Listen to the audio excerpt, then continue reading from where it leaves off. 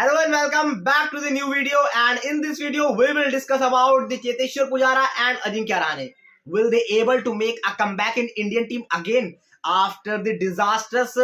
India's inning loss against South Africa in the first test match? तो क्या इसके बाद चेतेश्वर पुजारा और अजिंक्य रहाणे का कोई भी चांस है जो बन सकता है?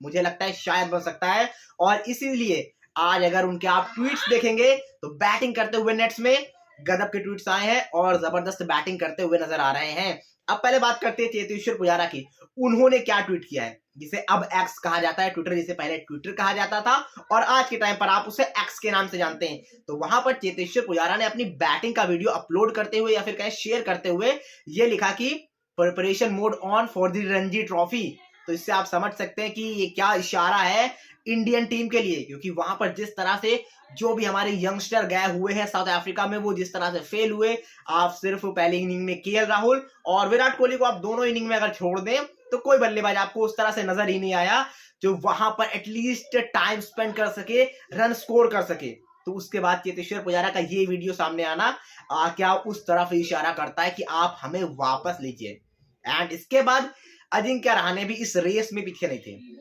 अजिंक्य रहाणे का भी वो वीडियो सामने आया है, उन्होंने भी ट्वीट किया है और उन्होंने साफ तौर पर लिखा हुआ है नो रेस्ट डेज।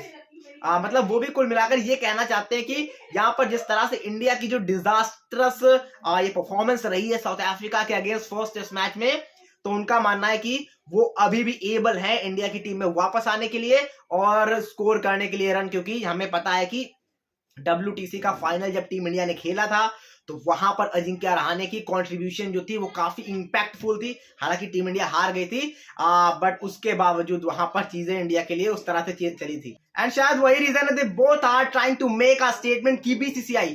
अब हमें आप बुला लीजिए, क्योंकि जिस तरह से परफॉर्म किया है अब तक जो बाकी प्लेयर्स हैं जो इस टूर पे गए हुए हैं, उसको देखते हुए कि भैया इससे अच्छा तो हम ही खेल लेंगे। और अगर आप रहाणे की स्पेशली परफॉर्मेंस देखेंगे तो आपको याद आएगा WTC का वो फाइनल, यहाँ पर गजब की परफॉर्मेंस रही थी, अच्छा किया हुआ था। हालांकि आप पुजारा को कह सकते हैं, बट पुजारा भी आप देखेंगे तो मतलब 2-3 इनिंग फेल होने के बाद उनकी भी एक इनिंग आ जा रही थी, और उनकी जो प्रॉब्लम थी या फिर हम कहें जो दिक्कत थी वो साफ तौर पर वही थी कि जो कंटिन्यूटी हम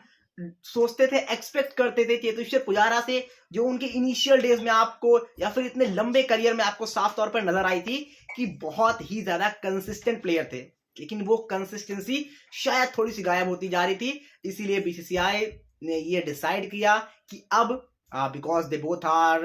अबव 30,